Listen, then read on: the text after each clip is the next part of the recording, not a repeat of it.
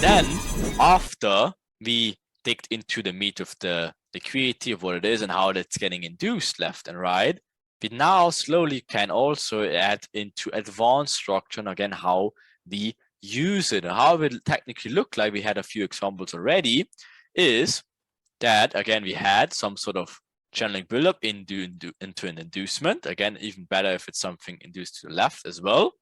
And only then, again, we're looking at the push that led to the new high, which induced something. Then we can take a look at the breaker structure. Then we look at our imbalances left. We look at our next buildups. We look at the inducement of this buildups into some sort of mitigation, right? So again, identify your main push, identify your internal structure, wait for your breaker structure to make it even safer later on, right? Again, but this is all before we had a valid cycle going on. Again, we will dig highly into these cycles later on. But again, building up orders, trend, awesome, creating breaker trader support and resistance, giving them all the reasons, right? Then breaks structure finally to the downside. Again, building up even more liquidity, channeling sideways. Again, right, awesome, inducing low first. Breaker traders getting inside also, just to come back, stopping them out into this valid supply demand areas, which we refined based on imbalances and our supply demand candles, right? Awesome. Then of course it will smack downwards. So this is how it looks like in real life. Obviously still very unclear. It will get literally promised 5 times more clear. Okay, so again, this is your some sort of inducement or technically high time frame demand zone or supply zone, and then of course builds liquidity. So obviously we can prepare some sort of tapping into these areas. Then of course continues lower. This is technically, again, this not really breaker structure. Breaker structure would be here if this is the push that led to the inducement high, right? So this technically already is done.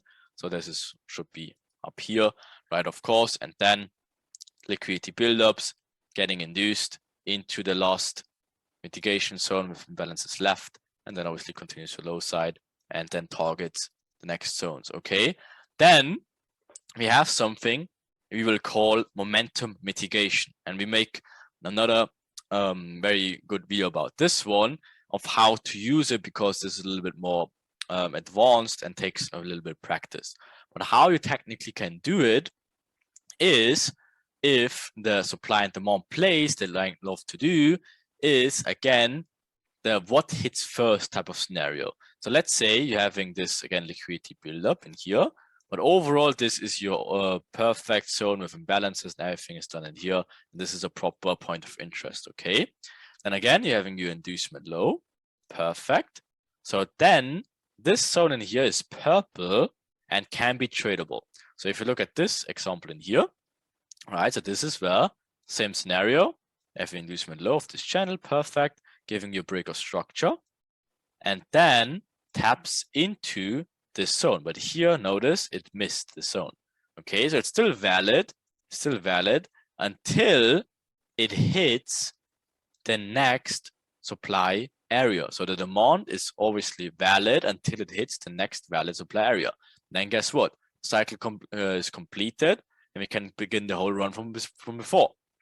Channel buildup, equal highs, inducement high into mitigation, obviously later. Break of structure to downside now of this valid cycle inducement, comes back into mitigation, and then guess what? At this moment it taps into supply. This zone in here becomes invalidated.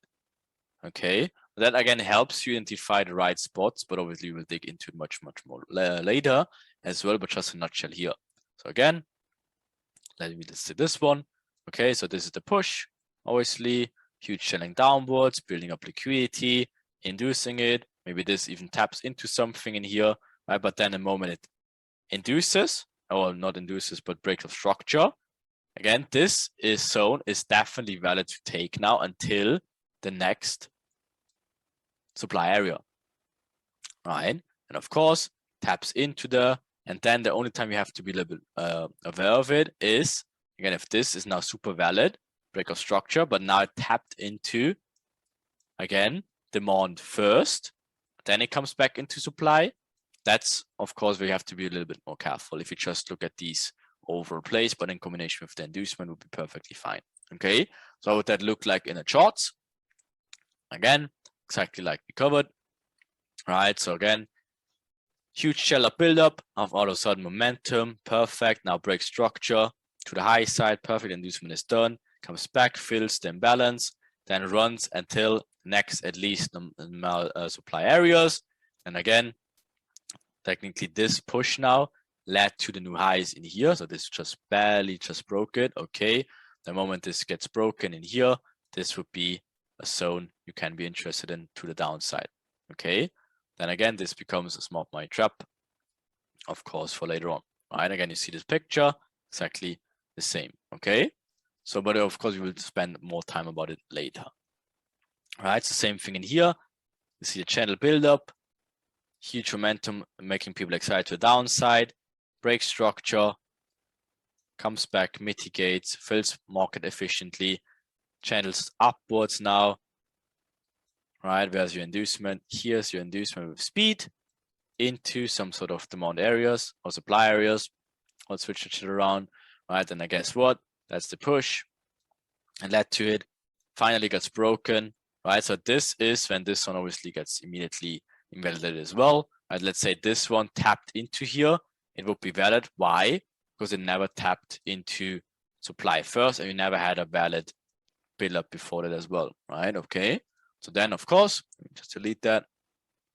Then after this break of structure in here, that's again the push led to the highs in here, gets broken.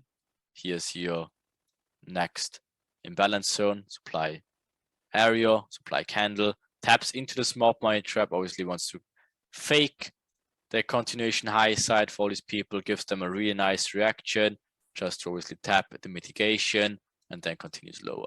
Okay, so get these variations into mind also. One more, right?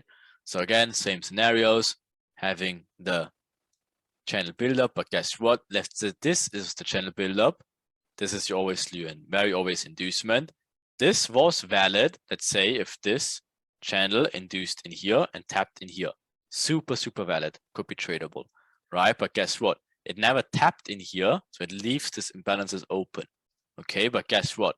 Then you see the channel building up, inducing high, right? Obviously first inducing a little bit low here. So that's why, again, this can be tradable to the high side, inducing this channel higher into a higher time and point of interest. And then, of course, the moment it does that, it immediately invalidates the zone and it becomes obviously a trap later. Okay, very easy stuff to identify these smart money traps and when these imbalance zones should not look at. Okay, then another more, just one more small, right, where we have it very clear, visible, right? Again, huge channel buildup, right? Again, faking liquidity down here, faking, just to give a false reaction, induce this liquidity into point of interest, perfect. And then, of course, after this one, then this, of course, becomes a trap because, again, it tapped into this valid demand areas first. So let's say you left this liquidity in here and this one in here, something like this, taps even one more low at the low side, builds liquidity. You can trade until these areas, but then after it hit these areas, then of course it just fakes the reaction. You take the order flow, now this, and then obviously you smoke the highs in here. Okay, so be always very careful about what supply or demand areas get tapped first.